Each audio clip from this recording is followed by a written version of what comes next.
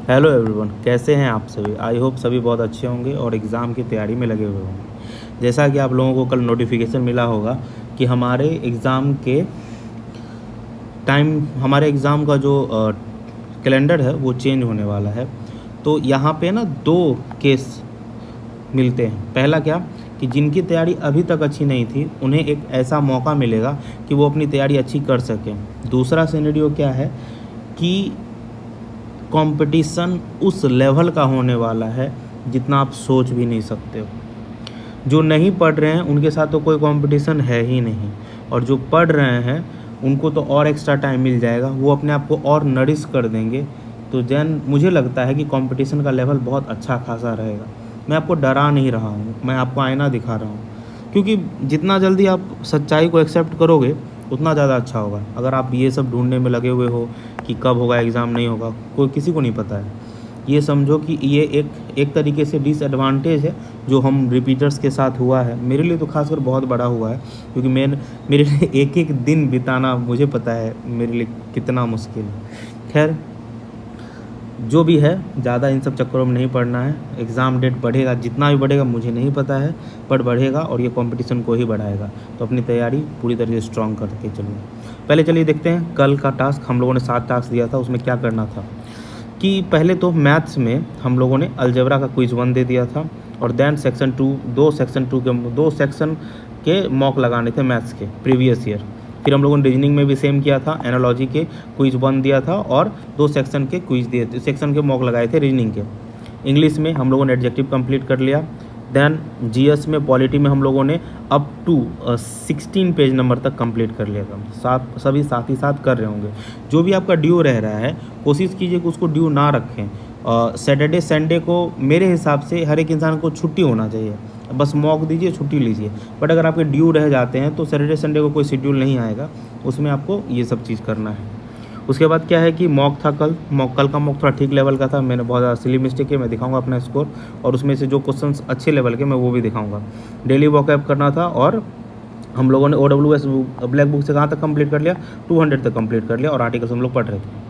आप अपना स्कोर ज़रूर कमेंट कीजिएगा कि आपने इन 7 काम में से कितना काम किया। जैसे मैंने किया है, मैथ्स किए हैं, रीजनिंग किया है, इंग्लिश मैंने नहीं किया, जीएस मैंने नहीं कर पाया क्योंकि मैं काम कर रहा हूँ, मैंने मॉक दिया, और मैंने एक आर्टिकल पढ़ा था, और वॉकअप मैंने किया था। तो 1 2 3 4 5 आउट ऑफ 7 ये मेरा रहा है स्कोर। आप अपना स्कोर करें, कमेंट करें उसको।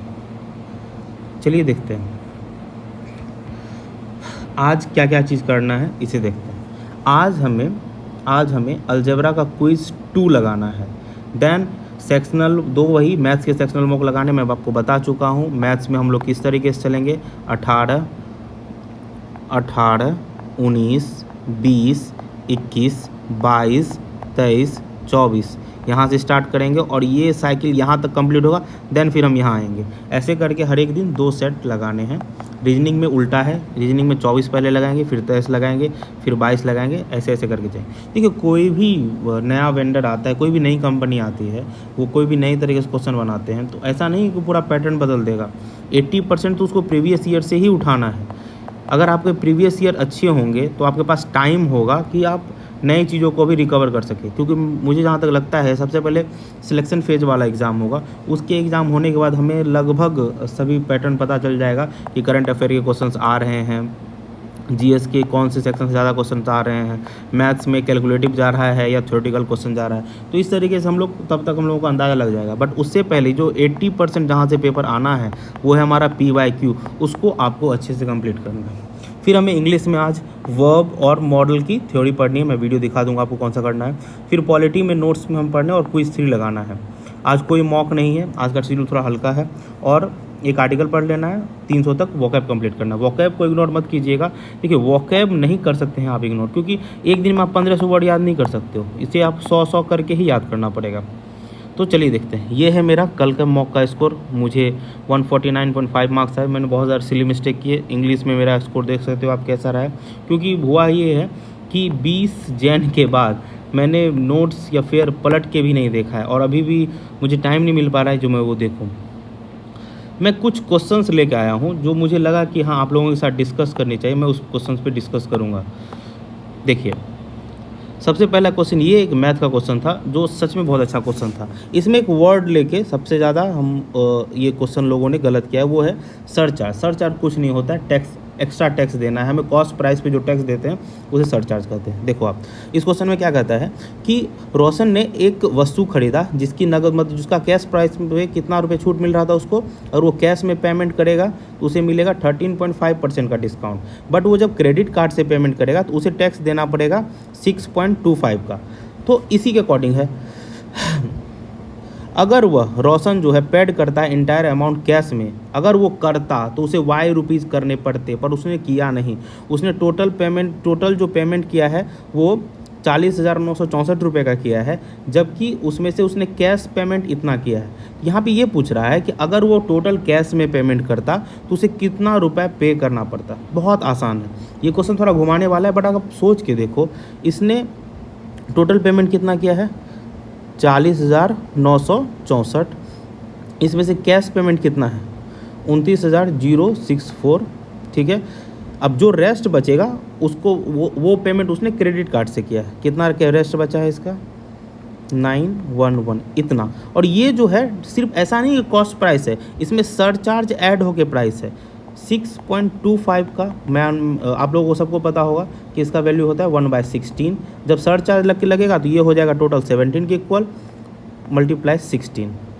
इसको कितना देना है। अब ये जो अमाउंट आएगा ये एक्चुअल कॉस्ट प्राइस था, बट अब हमको जो है ऐसा नहीं बस कॉस्ट प्राइस ही देना, अब मुझे डिस्काउंट भी मिलेगा क्योंकि मैं पेमेंट कैश में करूँगा। तो मुझे डिस्काउंट कितने का मिल रहा है 13.35 का।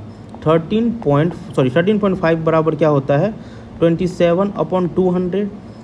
तो डिस्काउंट लग जाएगा तो कितना देना पड़ेगा 173/200 रुपीज़ देने पड़ेंगे। 0 कट गया, ये 2 से 8 टाइम में कट गया। फिर देखते हैं ये 17 से ये 9 टाइम में कटा, 7 टाइम में कटेगा। और ये आया 17356 कितना आया 18 103 15 85 1 86 8869। अब अगर वो कैश पेमेंट करता तो उसे इतने रुपए देने पड़ते जो बाकी का बचा है। तो टोटल उसे कैश पेमेंट कितना करना पड़ता है देखते हैं। पहले उसने कितना दे दिया है 064 और ये 9688, टोटल कितना है 12 2 15 6 7 18 3। कौन सा ऑप्शन है ऑप्शन नंबर 3। देखिए, इस क्वेश्चन को करने के बहुत सारे तरीके हैं, बट मुझे ऐसा लगा कि इस क्वेश्चन को अगर ऐसे करा जाए तो हमारा टाइम बहुत बच सकता है। क्या करना है, सबसे पहले इसमें क्लियरली मेंशन है कि उसने इतना रुपये उसने पे किया है, जिसमें से ये रहा उनका कैश पेमेंट और रेस्ट का जो हुआ वो क्रेडिट कार्ड से है। और मुझे पूछ रहा है कि अगर टोटली वो कैश से करे तो कितना पेमेंट करना पड़ेगा। तो इसमें से घटाएंगे तो हमारा वो निकल जाए उसने जो क्रेडिट कार्ड से कितना किया। क्रेडिट कार्ड पे टैक्स लगता है, टैक्स कटेंगे और मुझे एक्चुअल कॉस्ट मिल जाएगा। एक्चुअल कॉस्ट पे हमें क्या मिलेगा डिस्काउंट मिलेगा। देन जो भी प्राइस होगा वो मेरा फाइनल प्राइस कैश के रूप में देना होगा और यही वाई है। ये होगा इसका सॉल्यूशन। नेक्स्ट क्वेश्चन देखते हैं। मैं आपको बता मैं सिली मिस्टेक मैंने कितना गजब का सिली मिस्टेक किया है, क्योंकि मैं बहुत दिन बाद मॉक दे रहा हूँ तो सिली मिस्टेक कुछ ज़्यादा ही हो रहे हैं। इस क्वेश्चन में कोई दम नहीं था, 91% लोगों ने बनाया और मैंने इसमें सिली मिस्टेक किया। ये बहुत इजी क्वेश्चन है, इसमें कुछ डिस्कशन करने का नहीं था। बस मैं आपको दिखा रहा था कि सिली मिस्टेक किसी से भी हो सकती है। अगर आपसे भी सिली मिस्टेक हो रही है तो ये नॉर्मल है, बस कोशिश कीजिएगा कि आपसे वो सिली मिस्टेक ना हो। इसमें भी देखो मैंने सिली मिस्टेक क्या कर दिया, मैंने बस लास्ट की लाइन पढ़ी। यहाँ क्या लिखा हुआ था टेनिस प्लेयर, मैंने इधर यहाँ पे टेबल टेनिस प्लेयर लिखा हुआ था। मैंने डायरेक्ट टेबल टेनिस प्लेयर, हाँ यहाँ पे मैंने डायरेक्ट टेबल टेनिस प्लेयर उठाया कि ओनली टेबल टेनिस प्लेयर। मैंने वोमेन को देखा ही नहीं और डायरेक्ट मैंने 43 पे मार्क्स लगा दिए, जो कि गलत है। वहाँ पे वोमेन वाला पूछ रहा है। नेक्स्ट आते हैं, ये मेरे ग्रामर्स के क्वेश्चन गलत हुए, मैं इसको आपको बताता हूँ। देखो यहाँ पे क्या है, अ नंबर ऑफ स्टूडेंट्स। मुझे क्या कन्फ्यूजन हो गया कि मुझे लगा कि ये सिंगुलर है और मैंने यहाँ पे सिंगुलर दे दिया, बट जबकि ऐसा नहीं है। अ नंबर ऑफ स्टूडेंट्स में जो यहाँ पे वर्ब लगेगा वो स्टूडेंट्स के अकॉर्डिंग लगेगा। स्टूडेंट्स तो प्लूरल है, यहाँ पर तो प्लूरल ही वर्ब चाहिए। देन इसके लिए ये इसका आंसर होगा। नेक्स्ट क्या है देखिए, ये वाला क्वेश्चन, हाँ ये वाला क्वेश्चन देखिए, ये वाला क्वेश्चन बहुत अच्छा क्वेश्चन है।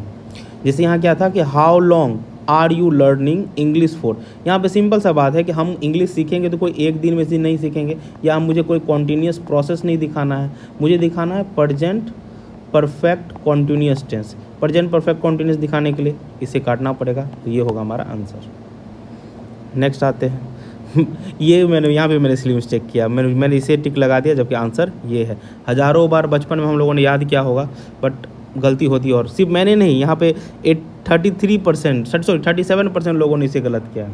अब आते हैं कुछ वोकैब, इसमें से एक वोकैब बहुत अच्छा था, एक वोकैब था हेमिसिकल। इसका मतलब होता है विचित्र होना। इसको मैंने ऐसे याद किया है, किसी का शकल ही विचित्र है, किसी का शकल ही अनप्रिडिक्टेबल है कि वो क्या ही कब कर देगा, तो इसको आप ऐसे याद कर सकते हैं।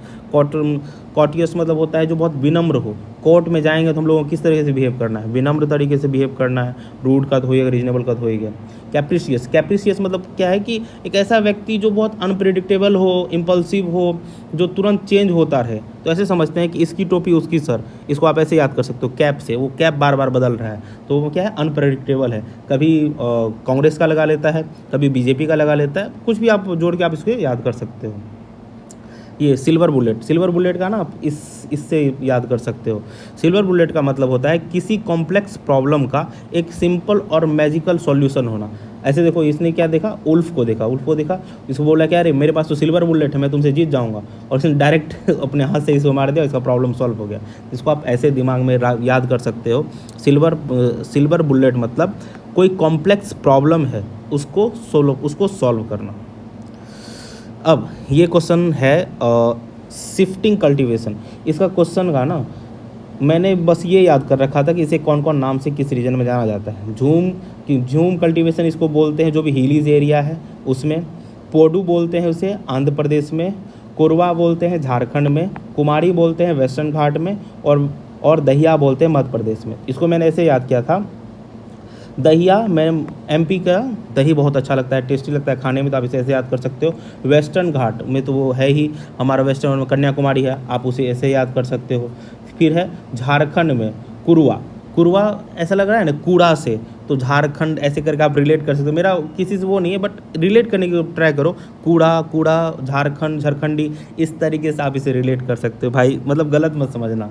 फिर देन क्या है, पोडू कल्टीवेशन, इसे है आंध्र प्रदेश। पोडू इस तरह का वर्ड हम लोग आंध्र प्रदेश में ही बोलते हैं, तो आप ऐसे इसे याद कर सकते हो। हाँ, इसमें एक नया चीज़ जो मुझे देखने के लिए मिला, मुझे ये नहीं पता था, ये स्लैश एंड बर्न एग्रीकल्चर के नाम से जाना जाता है, और इसी पे ये क्वेश्चन आया था। ये क्वेश्चन सच में बहुत अच्छा था, जो मैंने गलत कर दिया, ये वाकई में अच्छा क्वेश्चन था, इसमें सिली मिस्टेक हो सकते हैं। नेक्स्ट, इंग्लिश में हमें ये वाली वीडियो करनी है, जो 3rd नंबर की वीडियो है सर की।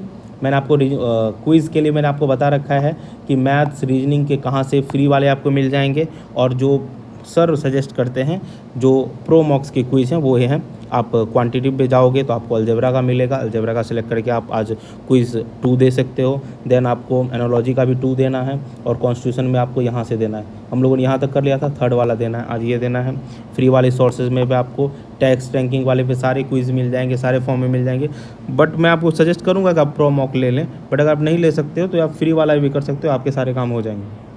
और पॉलिटी में हम लोग ये रिवीजन कर रहे थे, पेज नंबर 16 तक हम लोगों ने कर रखा था, अब 17 से 20 तक हमें रिवाइज़ करना है, आर्टिकल 70 तक। और इसको पॉलिटी को ना जब एक बार आपका कंप्लीट हो जाए, तो एक बार आप उसे बहुत ही एकदम तेज़ी में पढ़ना, क्योंकि ना पढ़ तो लोगे, बट बहुत सारे जैसे जैसे आप इसको कंप्लीट करते जाओगे लगेगा कि यार ये भूल गया हूँ, तो कोशिश ऐसे करना जैसे कोई टॉपिक है, जैसे आया प्रेम्बल आया, तो प्रेम्बल वाला टॉपिक वाला पेज खोलना आप, और आंख बंद करना, सोचना इसमें क्या क्या चीज़, अच्छा इसे ये बोला जाता है, इसके बारे में ये लिखा हुआ है, जो पॉइंट्स आपको याद आ रहे हैं वैसे वैसे करके आप उसे रिविज़न करना।